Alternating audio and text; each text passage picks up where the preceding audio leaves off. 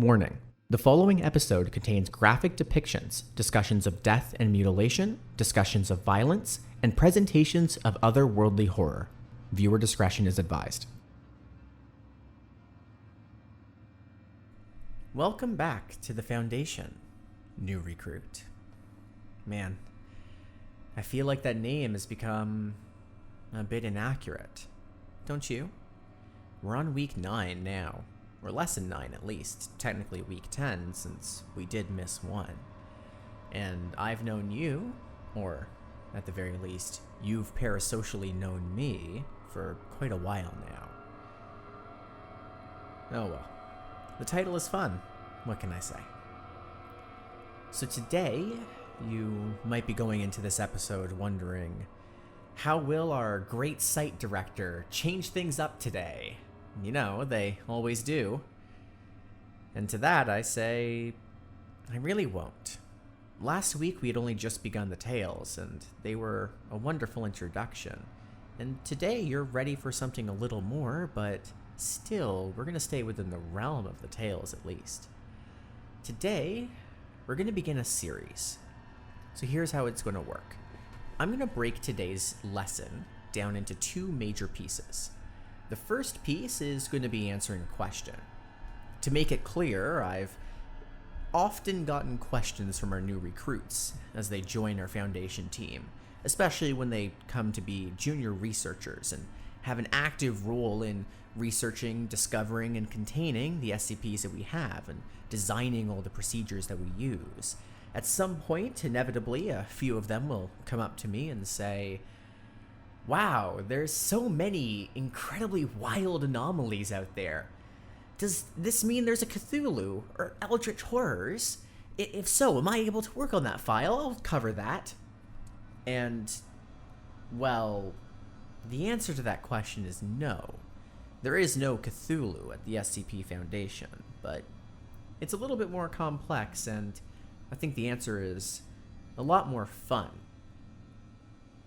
To make it blunt, there is no Cthulhu that we here at the Foundation have ever even heard of, and if there was, we probably would have contained it by now, or at least attempted to.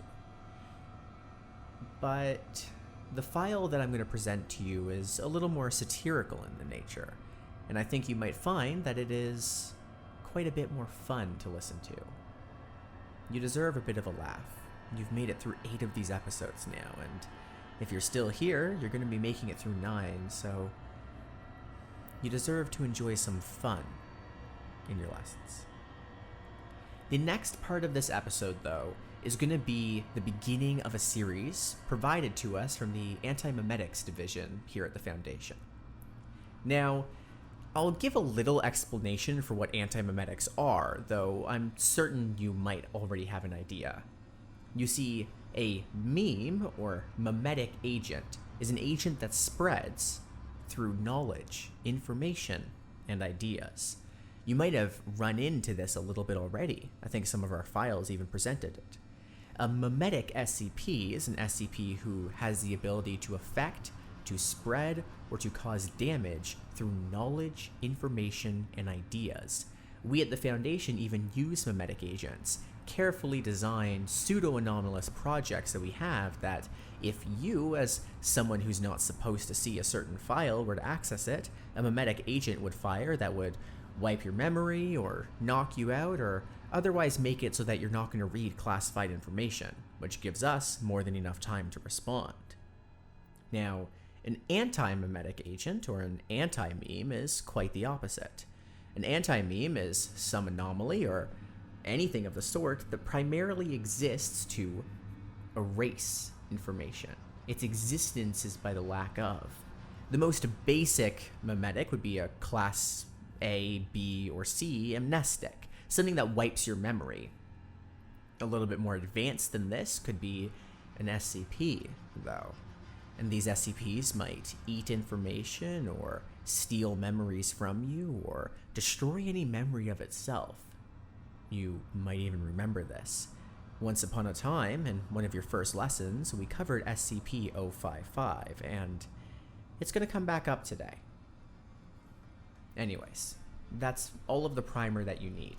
But you might now be wondering, if this file is based on antimemetics, how do I know all this? If the whole purpose of an anti-meme is that it consumes information, why would I even be able to talk about it? Why would I be able to present it to you?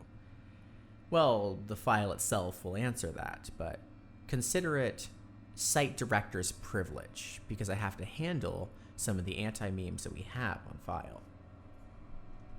Anyways, next week we'll be finishing this series. We're going to be going through 2 files today on anti-memes from our antimemetics division, and next week we'll be covering 3 or 4 more, and that'll cover pretty much everything that they provided for us.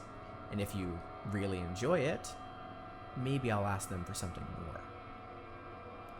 Finally, as with last week, since these tales are provided to us in text form with no voices whatsoever, I've brought along my own voice actor, and I'll even cover some of the voices on my own.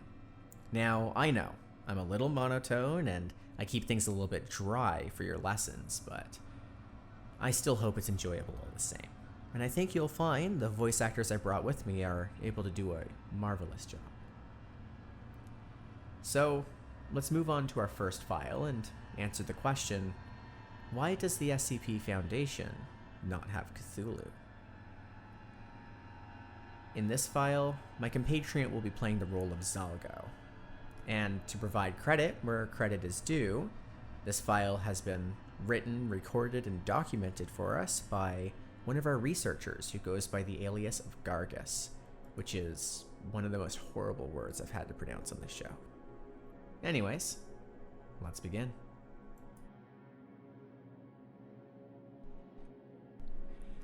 The man behind the desk watched as the cosmic horror before him paced back and forth, ranting what could only be described as its head off.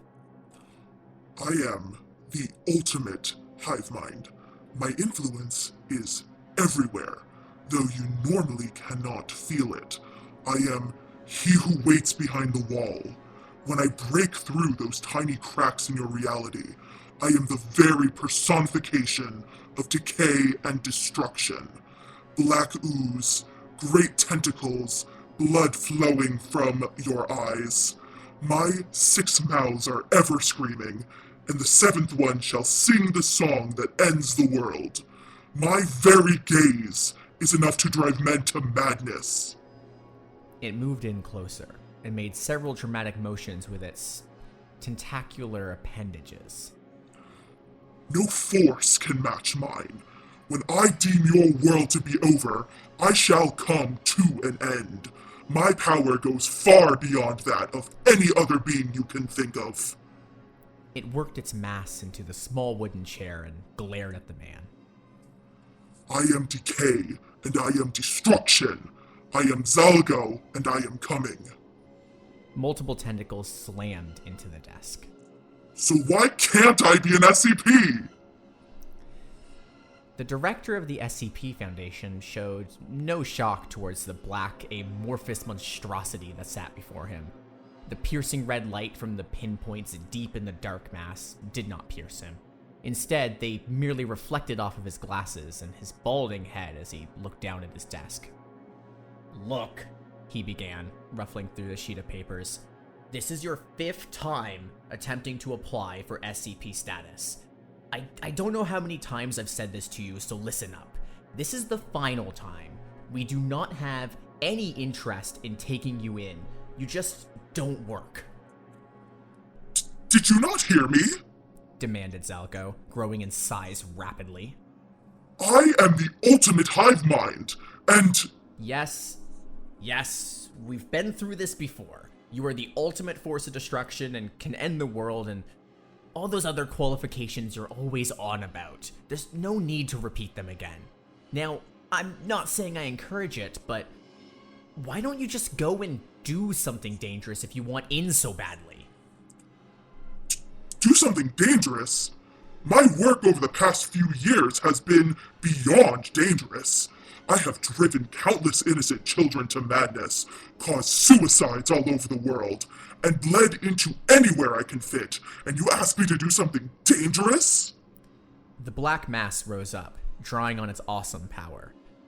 Zalgo, you find webcomics, and you corrupt them. The abomination from beyond the stars stared blankly at the director, then sank back into his chair, looking defeated. Why do you want to be an SCP anyways? Well, that bloody Slender Man's been spreading his image around for quite some time now, getting people talking about what he does, placing himself in photographs, inspiring stories, the usual affair. He's even got his own web series now. Can you believe that? Yes. But what does that have to do with anything? I'm new to the Eldritch abomination thing, and need some publicity. The whole thing with the webcomics is a start, but it's easy for people to use my methods and never mention my name, and let me tell you, that's a big mark against me. You lot take me in, and I'm a big name. Not as big as Yog-Sothoth or Azathoth, but big enough to get some recognition. So, how about it?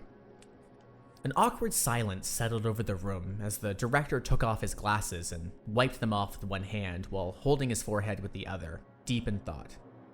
Zalgo shifted nervously in his chair, awaiting the director's answer. At length, the director placed his glasses aside and began speaking.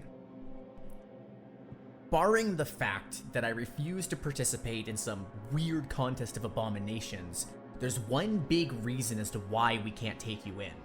It's not a matter of money or difficulty of containment, no. We've got SCPs like 682 and it's pocket change to keep it locked up, even when it breaks out. And since you seem willing to cooperate us, it would be easy as pie to contain you as well.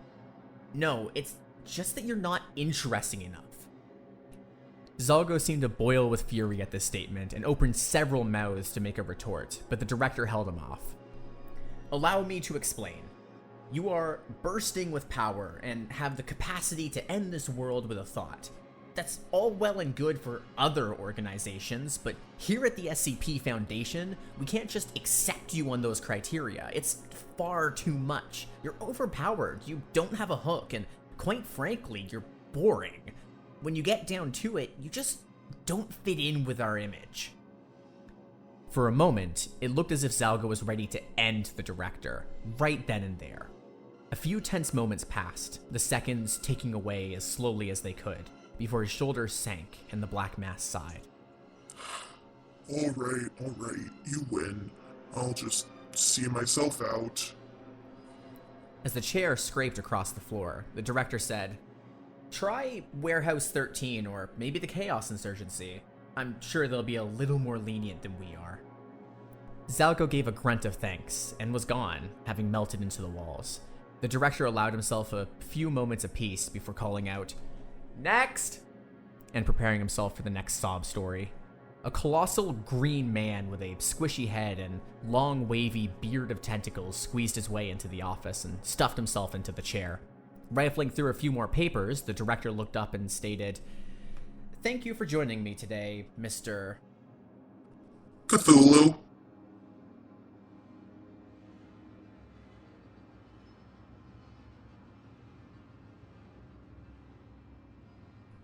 I hope it makes a little bit more sense now why we don't have a Cthulhu here at the Foundation. Next up, it is time for us to begin our series. Rather than go into detail on what antimemetics are, it might be more useful for me to let you to find out through the story that I've provided.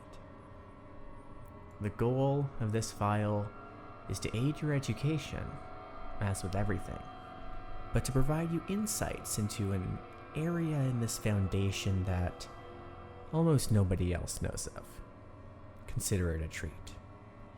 This next tale has been titled, "We Need to Talk About 55, and was graciously recorded for us by a user of the name qntm. As before, I'll bring along one of my voice actors to join in for this file, and they will be playing the role of Marion Wheeler.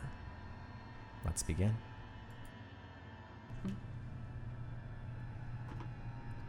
Can I smoke? This time, the receptionist narrows her eyes at Marion. No, she says. No, you can't smoke anywhere on Site 200. Just because it's an administration building doesn't mean we don't have lungs. Or labor law. Marion notices the exasperation on the young woman's face. I've asked you that before, haven't I? Twice in the last quarter hour, the receptionist says. You must really need a smoke. She's genuinely puzzled at the repeated question, and she's doing a bad job of concealing her puzzlement.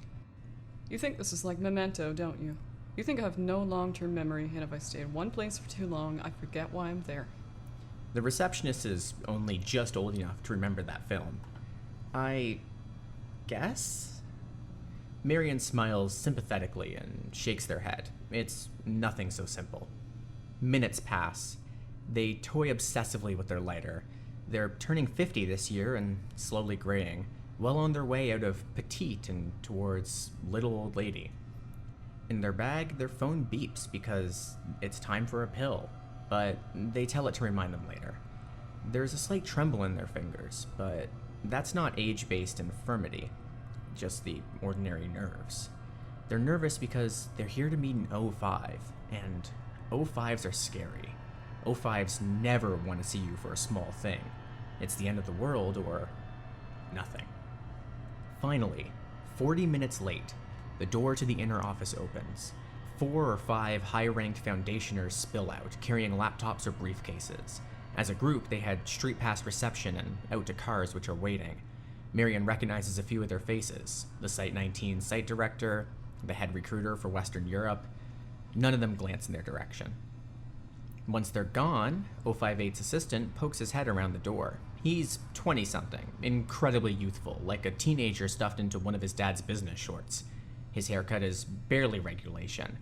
In one hand, he holds a tablet computer showing his boss's day planner. It's packed. The man evidently does not sleep.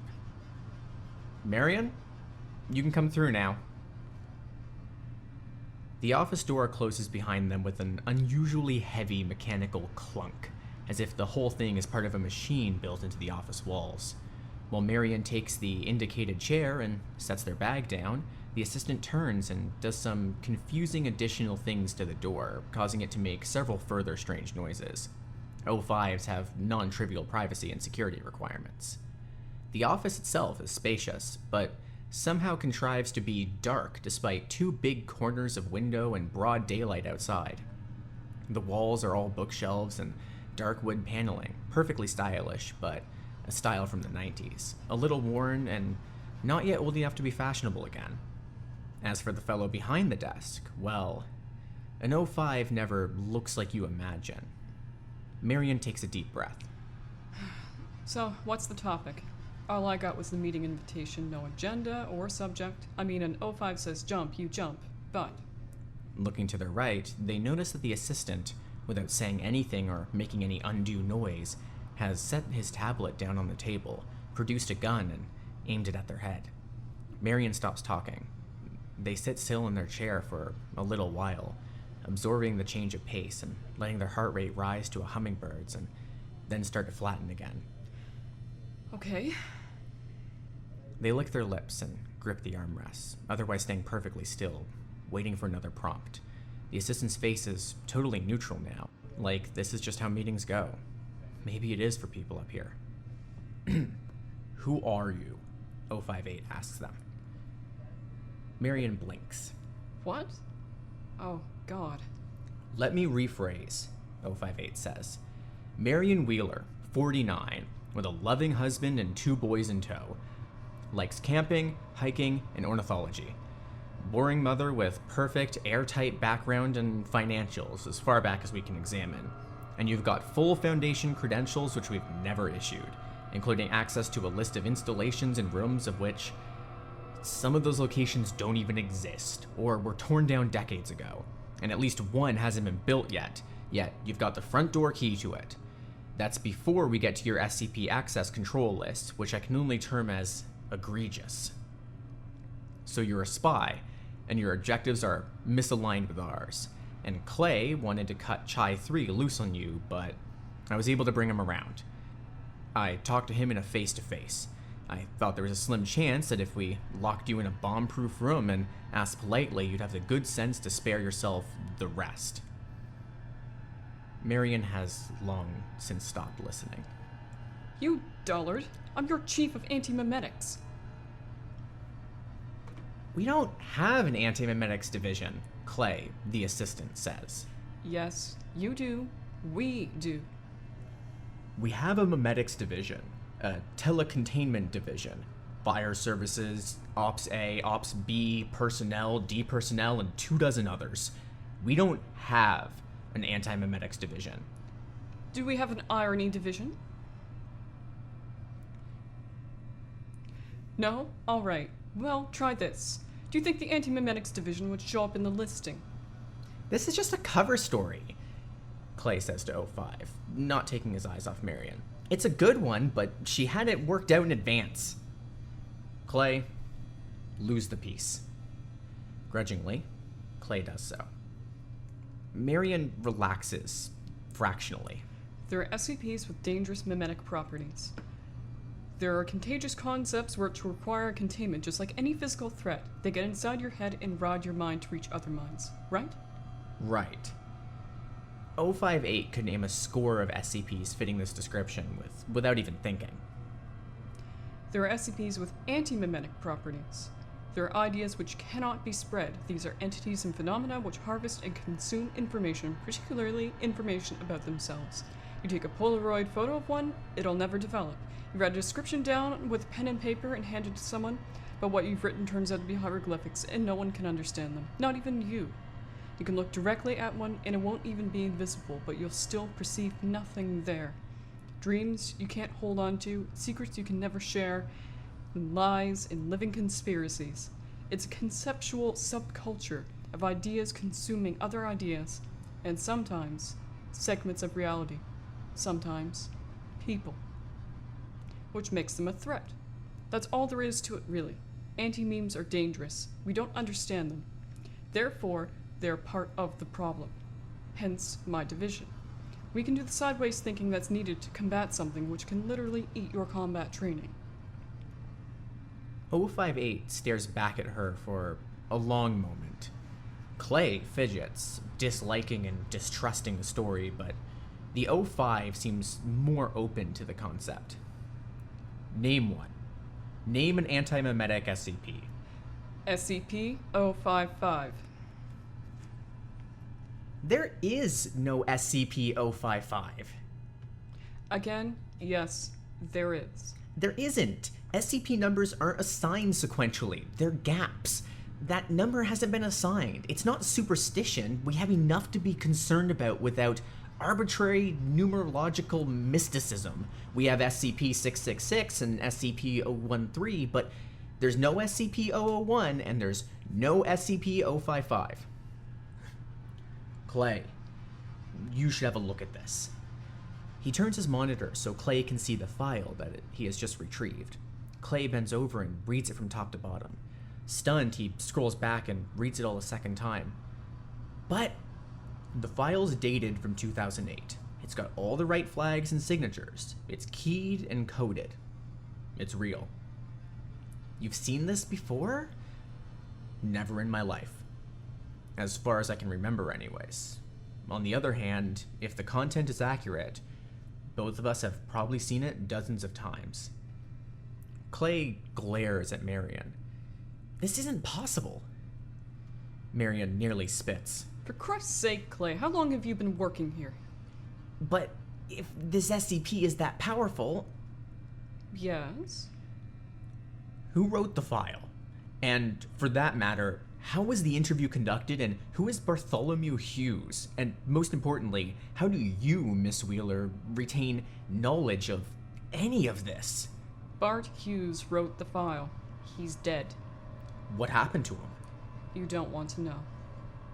There's a very long pause while both 058 and his assistant react to this. In fact, they pass through a long, discrete sequence of reactions, indignation at the seeming rudeness, confusion at Wheeler's incaution in front of sinister superiors, surprise at the magnitude of the claim, pure disbelief, comprehension, and finally, horror. What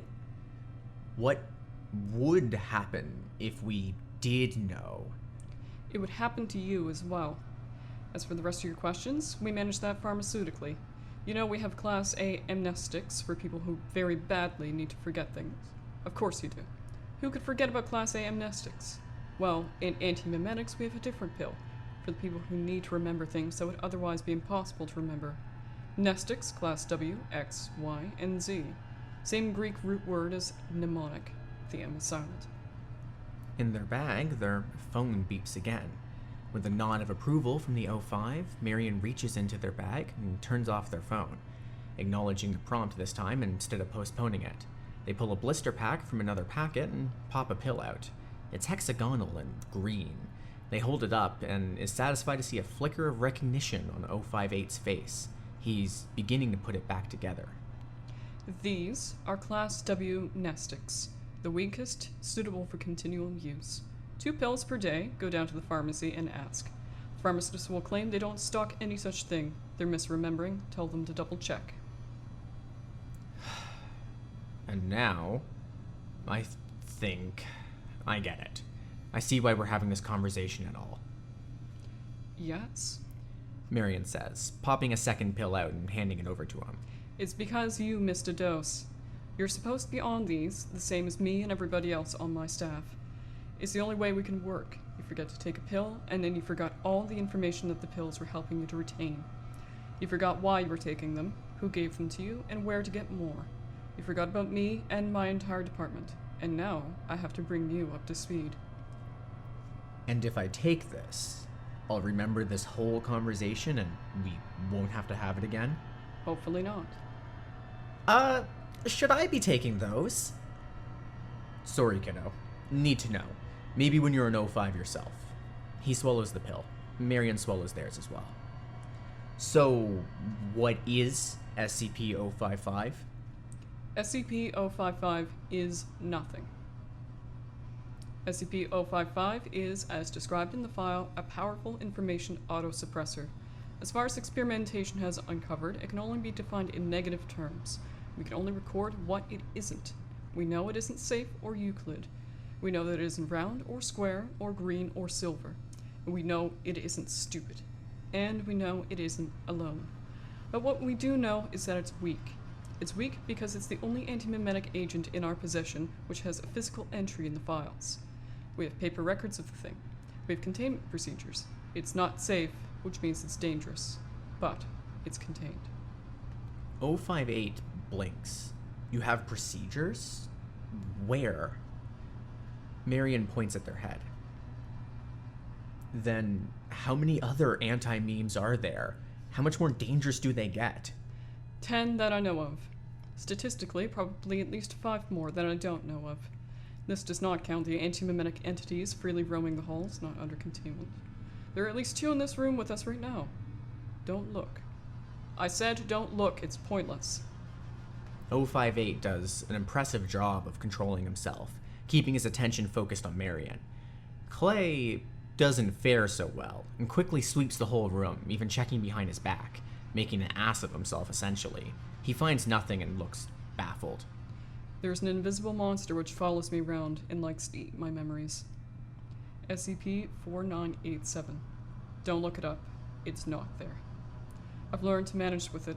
It's like a demanding pet. I produce tasty memories on purpose so it doesn't eat anything important. Like my passwords or how to make coffee. And what's the other one?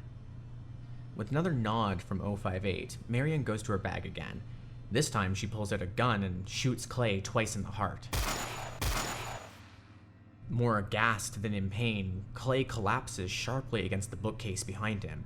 Pulling his head around to face Marion, he manages, "How did you... No." Marion stands, aims more carefully, and shoots him a third time, this time in the head. 058, again, does an impressive job of not reacting. That's Clay's gun. You stole it from him. It's tricky to steal a firearm this heavy from someone without them noticing. Marion explains, unloading it and carefully setting it down. But stealing a firearm and then stealing their memory of the theft is a little easier. Like I said, a pet. Some pets are dumb enough that they can be trained. Yes, that much I'd guessed. But why? Because you were supposed to be taking Class W mnestics. You can't skip a dose of Class W mnestic. I've tried. You can postpone a dose, but you can't forget unless someone actively prevents you from taking it. There's only one person who can get close enough to you to do that, and that's your assistant. And remember when I asked him how long he's been working here? He didn't answer. I thought you were being rhetorical. He doesn't work here. He's an anti-meme. Since when do you have an assistant? You don't have an assistant, Brent. Look at this office. It's got one desk. You've got a receptionist outside. She's the one who screens your calls and schedules your meetings. Where does Clay even sit? Where does he fit? Don't blame yourself. You're human. And these things are a redaction incarnate. You need to think like a space alien to get around them. 058 asks a question which, in any other workplace, would be absurd. Is he dead? Maybe. I can put his corpse in our research queue and we'll see what we can see when we open him up. There's a duality here, though. They're like parallel universes sharing the same space. It's conceptual versus concrete, figurative versus physical. It's very unusual for things to cross over. I don't know what Clay was, but he had a human body, which instantly makes him weird, even by our standards. As ever, the search for a stalemate continues. I will let you know if we get any closer. Any side effects of these pills? Nausea and a dramatically increased risk of pancreatic cancer. And very bad dreams.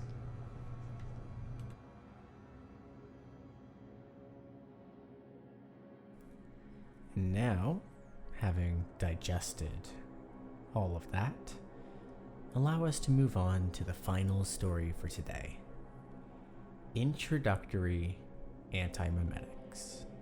Also recorded for us by qntm.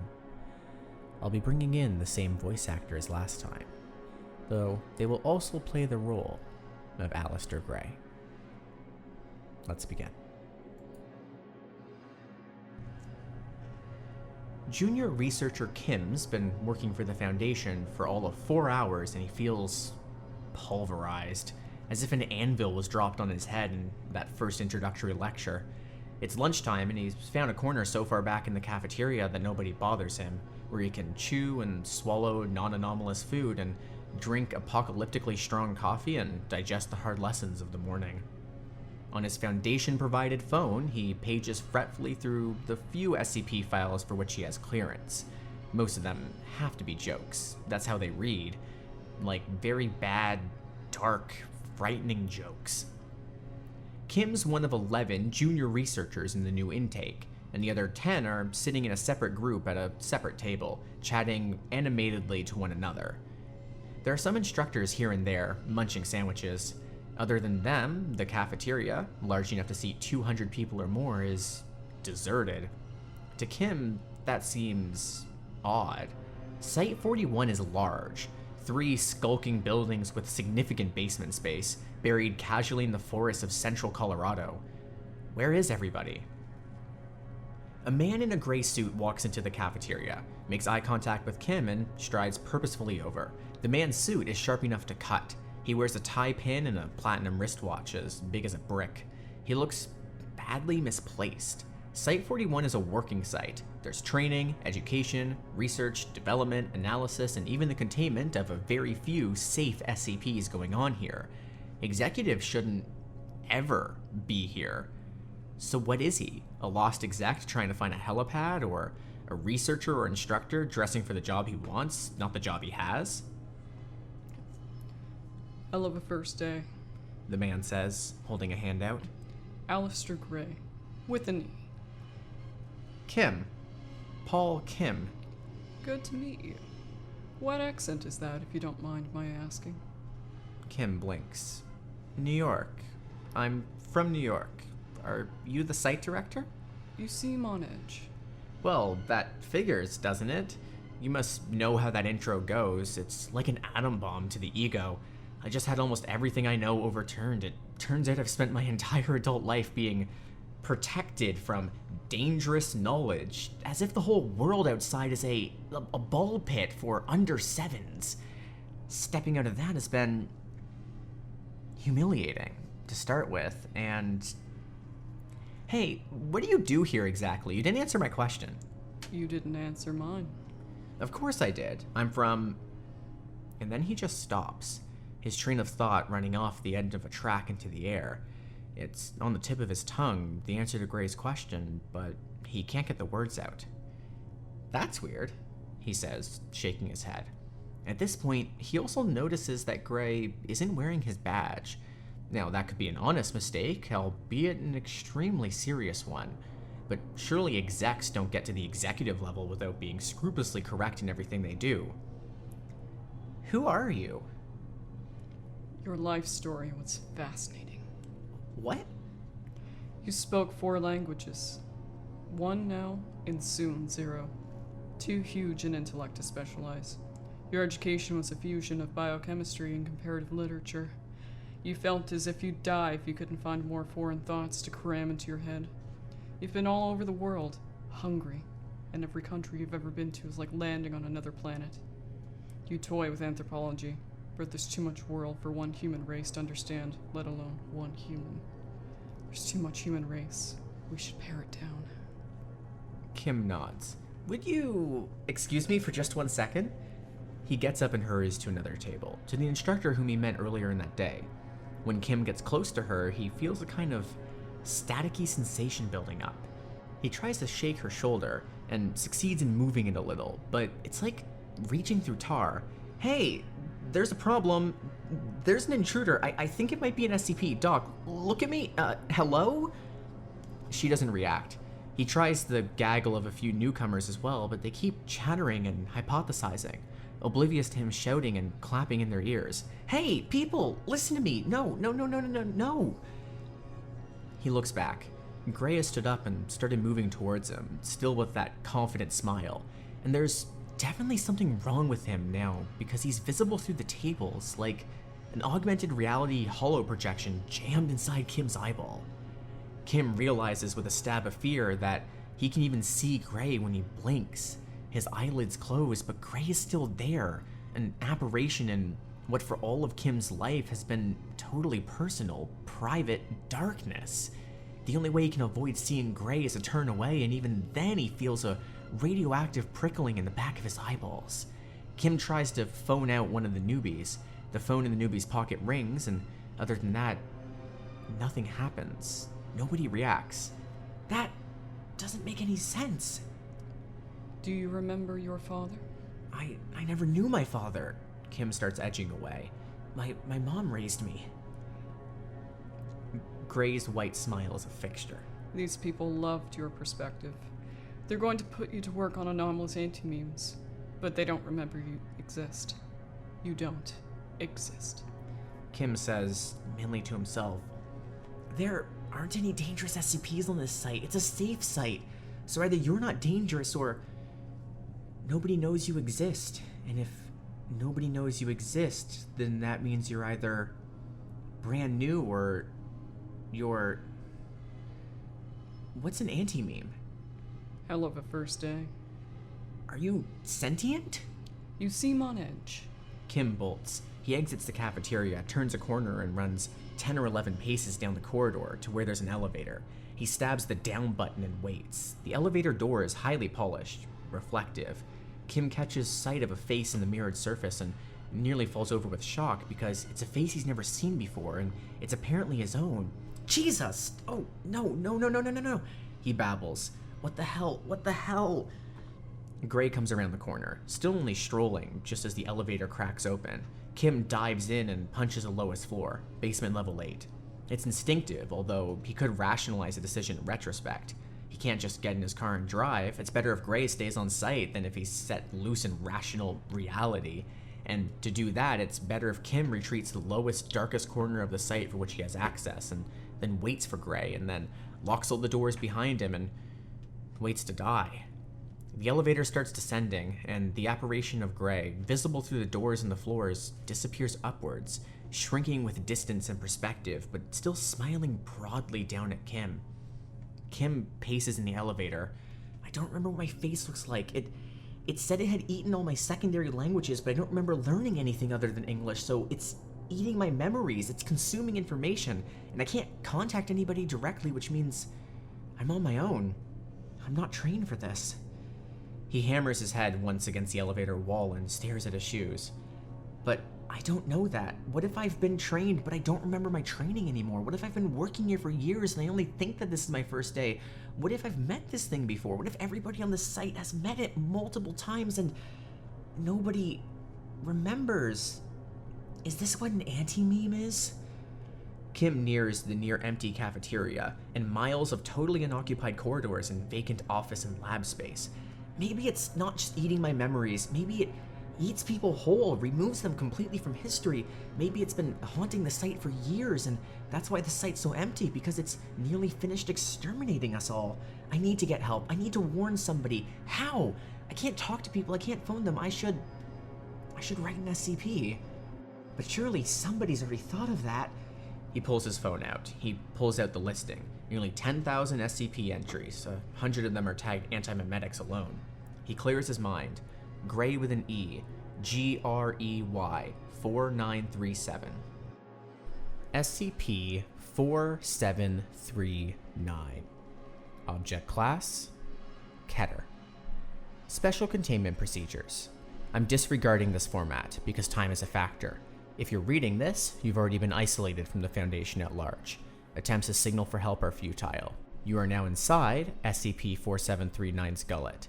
After ingestion and prior to digestion, you need to get to Lab SO41-B08-053 as soon as possible and continue the research until you find a way to stop or kill Gray before it kills you. Don't read the rest until you're in the elevator. At that moment, the elevator doors open at basement level 8. Alastair Gray is waiting, still smiling disalarmingly. He steps forward. Desperate, Kim hurls his phone overarm at the creature's forehead. It's a solid chunk of metal and it's a dead hit. Gray reels backwards and cracks his skull against the wall. By the time he recovers, Kim is out of sight, hurrying away down the left corridor, just echoing, fading footsteps on concrete. 2 45-degree turns and room 53 is in sight, the door at the farthest end. It looks like a submarine bulkhead. Kim spots the keypad from way out. 4 digits. He tries 4739, and it works the first time. The bulkhead mechanism takes agonizing seconds to open up. Come on, come on, come on! Do you remember your mother? He hears Gray calling down the corridor. I never knew my parents. I was an orphan. For a split second, he wonders what Gray might really mean by that, but he doesn't have time to dwell on it. The bulkhead opens. Kim slides in and pulls it closed behind him, locking the mechanism up again, as if that'll buy him even 1 second. The lab inside is sizable, windowless of course, and stacked to the ceiling with a jumble of equipment which Kim hardly recognizes. There are pieces of thick, shattered glass underfoot. In the corner, there's a computer terminal. Locked. Kim unlocks it, and there's the same entry waiting for him. Description: SCP-4739 is a powerful, slow-acting antimemetic kill agent taking the appearance of a male Caucasian business executive calling itself Alastair Gray. SCP-4739 is attracted to dense clusters of organically stored information. Essentially, extremely knowledgeable, complicated, interesting people. SCP-4739 isolates its victim from the outside world by enveloping them in an antimemetic field, which makes it impossible for the victim, or anything done by the victim, to be perceived or remembered. SCP-4739 then consumes the victim's memory and knowledge until they become vegetative and die. This process takes between 15 minutes and 2 hours and is often described as being like Alzheimer's disease in fast forward. SCP-4739 is not believed to be sentient, although it imitates the behavior of a sentient being to the extent that it can appear sentient to the inattentive. Its victims are able to move and act freely, since it's impossible to escape once caught, or to signal for help. Communications, such as written notes, graffiti, and electronic mail, do get sent and persist in reality, but SCP-4739's effect spreads with each message, making it impossible for an external observer to perceive the message until such time as SCP-4739 catches them too. The SCP entry which you are currently reading is created and maintained by victims of SCP-4739 because it is only visible to the victims of SCP-4739. If you are reading this SCP entry, SCP-4739 has caught you. You are now isolated from the Foundation at large and constitute an effective Foundation of 1. You have between 15 minutes and 2 hours to reach Site-41, Basement Level 8, Laboratory 053, familiarize yourself with the existing research, and continue this research until you find a way to contain or decommission SCP-4739, or, more likely, die. If your field of expertise is not related to antimemetic containment, we sincerely apologize and advise you to start learning fast. SCP-4739 has consumed, and then there are a long series of dashes, Foundation researchers since we started counting on August 3rd, 2013. If you're reading this entry for the first time, please add a mark. We estimate at least 50% of victims never make it as far as this database entry, so the true victim count is more than twice this figure. But how do I kill it? He scrolls through the research, which is chaotic and haphazardly arranged because nobody has found the spare seconds to sort it out. There are dozens of separate lines of research contributed in patchwork by a succession of victims, all ending with variations on the same final line. I'm going to try X. If you're reading this, X didn't work and I'm dead, which means approach X is a dead end and you'll have to think of something else. He reads, nobody has succeeded in physically engaging with Gray. Nobody can stall it, evade it, slow it down, reason with it, or redirect it to some other target. People have tried poisoning their memories with indigestible ideas, drip-feeding their memories to Gray to slow them down, replacing their memories faster than Gray can eat them, and force-feeding Gray too many memories at once to overfeed him and blow him up.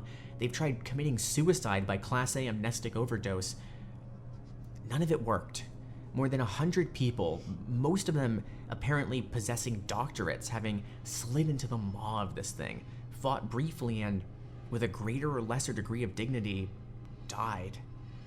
There are no remaining untied threads. I'm fucked. He glances up. Gray's not in the room yet, but Kim can see him strolling down the last stretch of the corridor.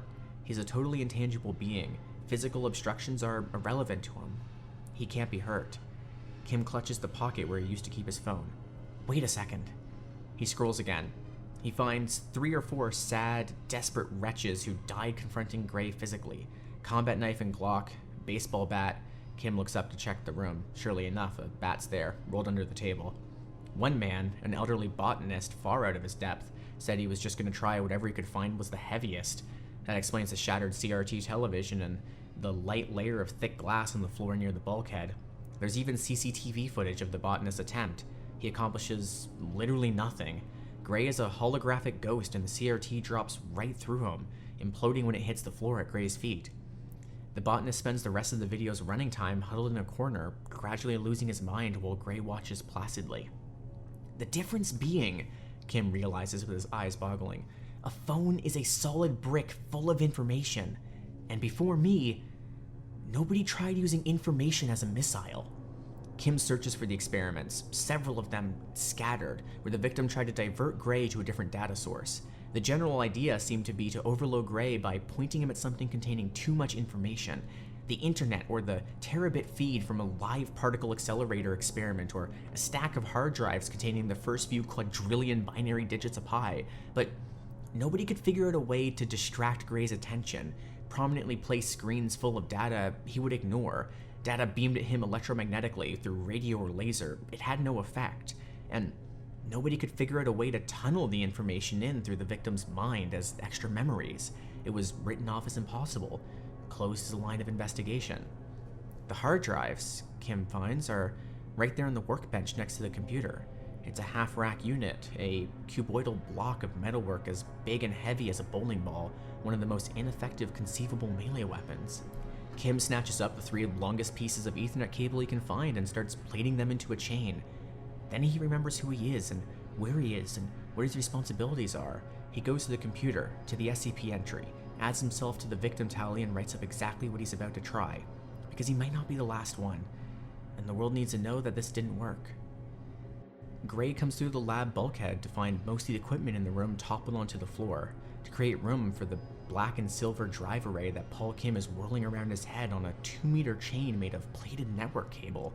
It makes a low thrumming sound as it whirls. Gray is not intelligent enough to stop moving forwards and catches the array directly to the side of his head. Rack mount point first like a morning star. Gray absorbs a few trillion digits of the impact, but it isn't enough. There's a green snap of light and a noise like a subway train short-circuiting, and Gray's a pile in the corner. His head caved in and the drive array partially demolished in pieces around him. Kim decides that history can fill whatever quip it likes best. It was chewing its way up the Antimemetics division hierarchy. Marion Wheeler tells him in the aftermath. It was only a matter of time until it bit down on somebody dangerous. Congratulations on demonstrating a basic level of competence when it counted. Dozens of others couldn't. Kim still feels rattled, but the shock is dissipating, faster than he expected. Marion Wheeler, it turns out, is the Antimemetics division chief. She's Kim's new boss.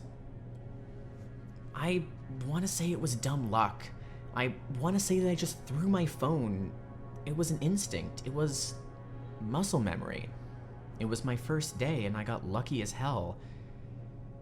I want to say those things, but I'm sitting here and turning these statements over and none of them would be true, would they? Wheeler waits expectantly and says nothing. You're not my new boss. You're just my boss. This isn't my first day at all. I've been working here for, well, it must be over a decade, right? I think I've been a professional antimemetics researcher since at least the mid-2000s. It's just, that's the first thing Gray ate. My memories of everything past the first day, and even then... I see very little luck in what happened today. Instinct and muscle memory are just deep forms of training. Like I said, a basic level of competence. An ability to piece your own life and all your past knowledge back together faster than nearly anybody else. This is what we try to drill into you, and sometimes, thankfully, it takes. This isn't even the first time we've had this conversation. There have been other incidents with other SCPs with amnestic powers. You've sat there and watched me put myself back together before. And it hasn't gotten old yet. Wheeler admits, with something which might be approaching a smirk. How long does it usually take me to recover? A few months. But if you want the honest truth, people in this division are as competent on day one as they'll ever be. You come to the job firing on all cylinders or not at all. The rest is just fine-tuning and chemistry.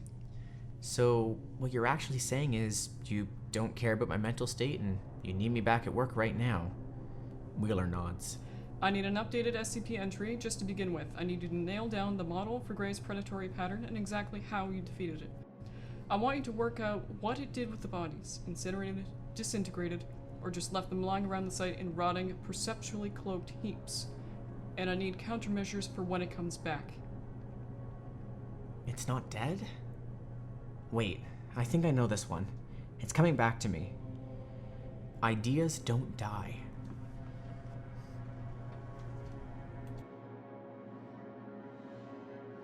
And that brings us to the end of today's lesson. I hope you found the previous files to be informative and to properly, at least somewhat, prepare you for life at the Foundation. I will see you next week at 9 p.m. Atlantic on CHSR 97.9 FM in the Fredericton region, on www.chsrfm.ca online, or on your favorite podcast platform for your next lesson. And as we close, I would like to give a thanks to those in real life who contributed to the production of this episode. In particular, I would like to thank, first, Kevin MacLeod, who produced the music you found in the background of this episode. You can find the background tracks that I used and more at incomptech.com, all under the Creative Commons with Attribution 4 license. I would also like to thank the previously mentioned SCP authors, whose content was provided under the Creative Commons with Attribution 3 license on the SCP Wiki. And finally, I would like to thank the voice actors, especially Esme, who played the role of Zalgo in our first file, and Noel Wittaker, who played the roles of Marion Wheeler and Alastair Gray throughout the Antimemetics files that you heard today. Have a good one.